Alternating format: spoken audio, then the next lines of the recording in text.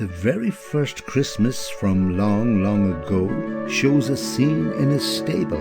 I think we all know this story from old, where we always begin with Mary and Joseph, no room at the inn, and there in the shelter, safe from all danger, Jesus, God's Son, is asleep in a manger, while outside the sky is alight with God's glory.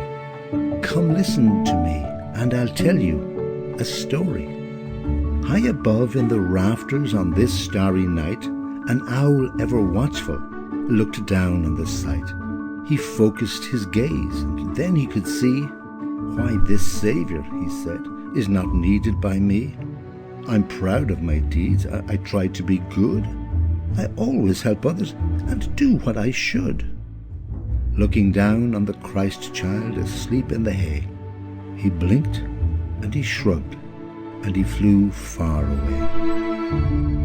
Yes, all seemed quite calm and all seemed quite bright, but it wasn't really a still, silent night.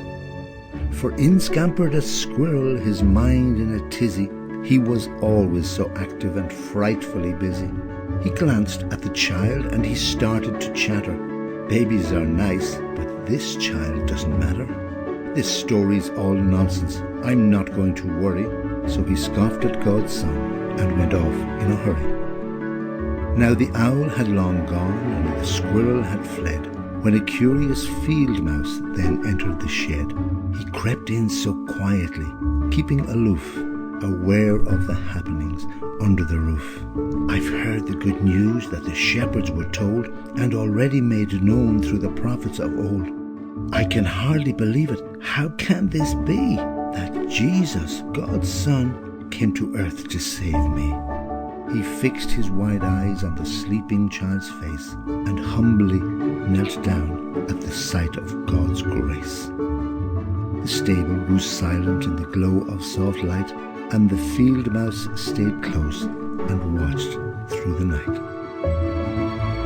Now this was a story, as I've previously said, of an owl and a squirrel and a mouse in a shed.